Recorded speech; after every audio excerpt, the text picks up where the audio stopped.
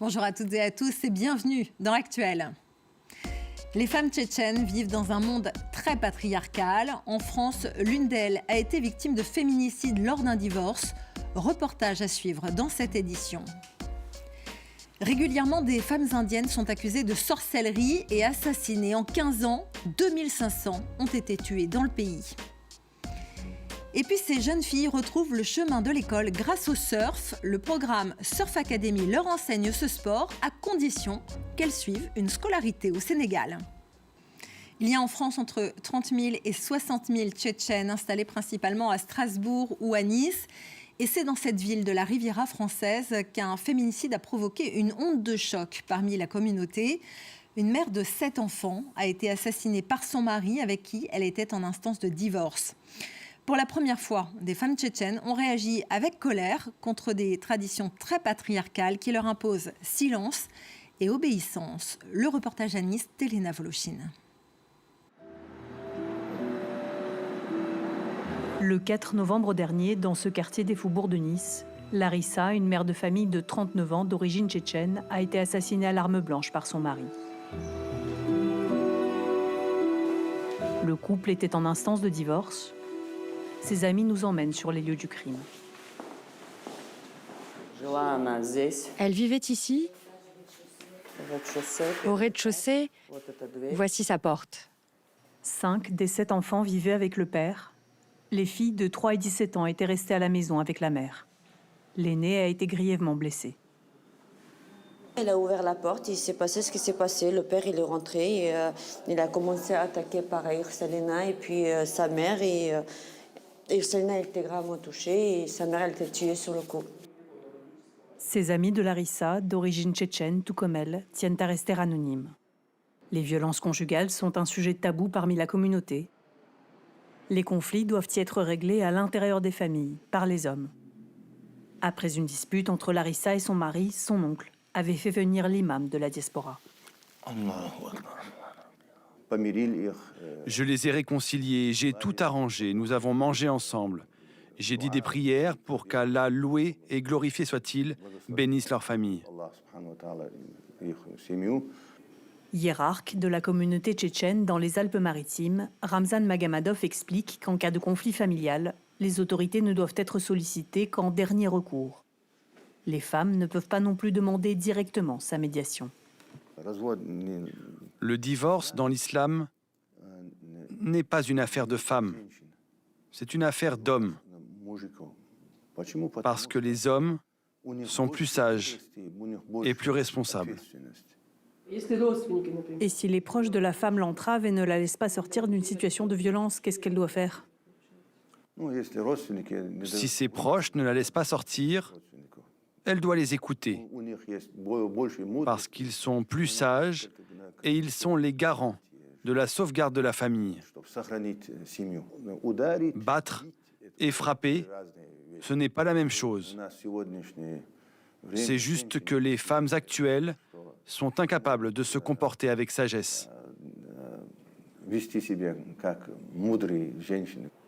Malgré cette loi du silence, après l'assassinat de Larissa à Nice, les femmes tchétchènes sont sorties protester. Je reçois des clientes dans mon salon de beauté couvertes de bleu des coups qu'elles reçoivent. Elles font peine à voir, pas plus de 45 kilos. Quand elles divorcent, on les fait souffrir. Et vous n'arrêtez pas de nous dire de nous taire. Pourquoi devrions-nous nous taire ? Mais elles n'ont pas pour autant remis en cause l'ordre patriarcal. Face à l'imam et à ses bras droits, elles ont précisé que l'expression publique de leur colère était cautionnée par des hommes. Je reçois des clientes dans mon salon de beauté couvertes de bleu, des coups qu'elles reçoivent. Elles font peine à voir, pas plus de 45 kilos. Quand elles divorcent, on les fait souffrir. Et vous n'arrêtez pas de nous dire de nous taire, mais pourquoi devrions-nous nous taire ? Saïda Sirajoudinova est sociologue. Elle-même originaire du Caucase, elle surveille depuis des années les violences de genre dans la région, de la condition des femmes en général, aux mutilations génitales et aux crimes d'honneur. Cet événement était unique parce que c'était la première fois que des femmes tchétchènes sortaient défendre une femme tchétchène. La première fois qu'elles se sont mises à parler, à dire que les violences domestiques existent, qu'elles sont une réalité au sein de la communauté de la diaspora. Mais Saïda explique aussi que les traditions ancestrales, appelées adat, sont si puissantes qu'elles empêchent les femmes de réellement s'émanciper. Le terrorisme patriarcal, c'est lorsque les femmes vivent en redoutant la punition, lorsqu'elles sont sous la menace constante d'être sanctionnées par la tradition,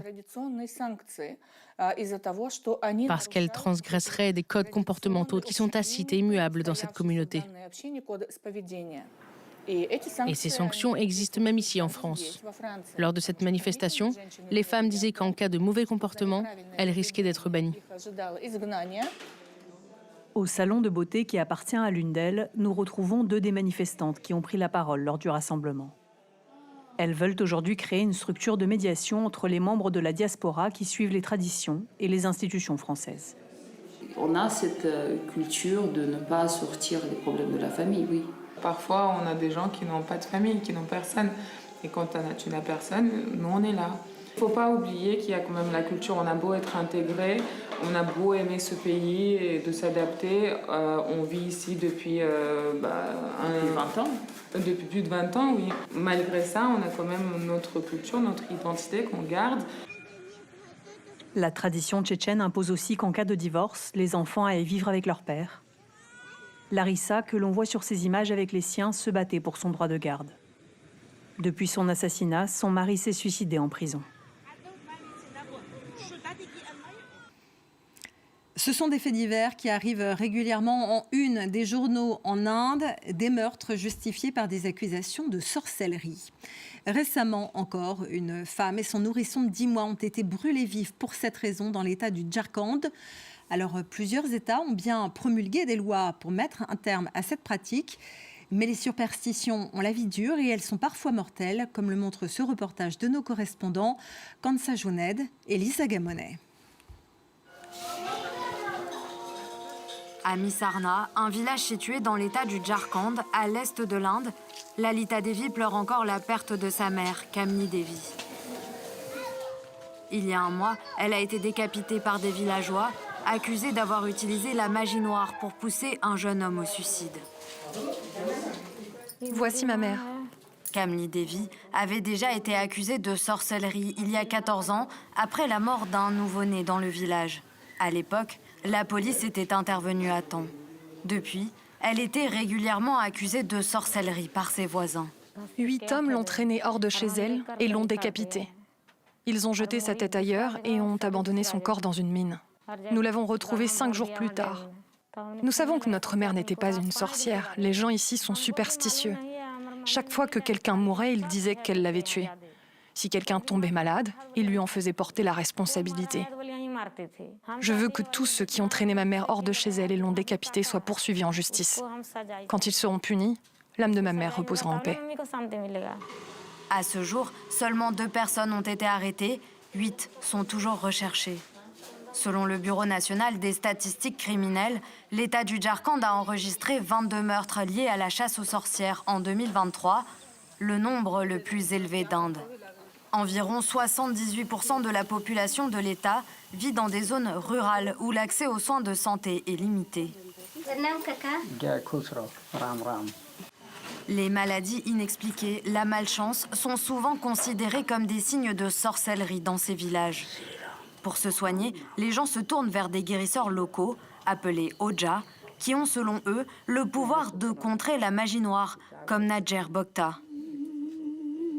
Il exerce depuis 60 ans. Ce jour-là, il reçoit Pinky, 14 ans, qui se plaint de cauchemars. Après avoir vu cette fille, je la soupçonne de sorcellerie. Je vais être très clair avec vous. Il existe divers problèmes que les médecins peuvent traiter, mais pour des choses comme ça, les médecins ne peuvent rien faire. Grâce à ma dévotion et à la bénédiction du Seigneur, j'ai le pouvoir de guérir. Coût de cette visite, 10 €, une somme importante pour ces familles qui vivent généralement avec moins de 200 € par mois. Bien que 8 États indiens interdisent la chasse aux sorcières et la magie noire, un rapport gouvernemental publié en septembre dernier a recensé 74 meurtres liés à la chasse aux sorcières en 2023. En 2022, le taux d'achèvement du cycle primaire des enfants sénégalais était de 55% pour les garçons, 60% pour les filles, selon l'ONU.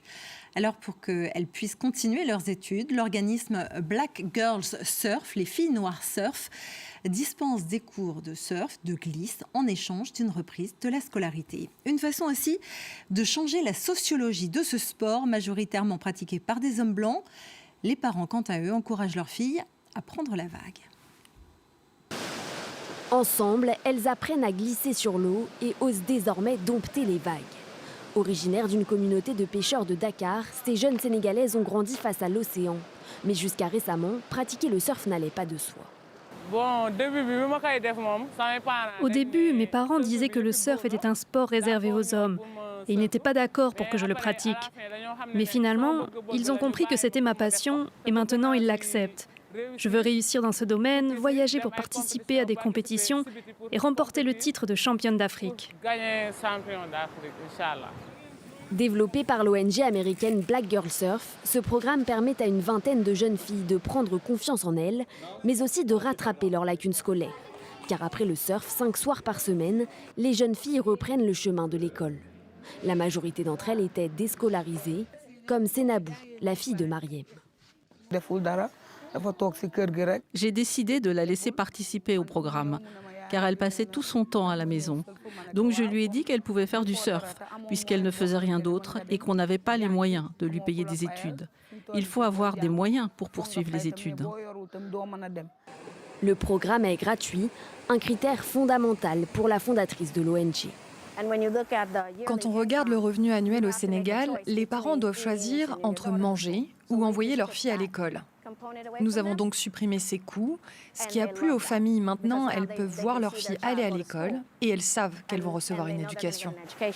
Désormais, ces jeunes filles rêvent d'un meilleur avenir. Beaucoup espèrent devenir surfeuses professionnelles.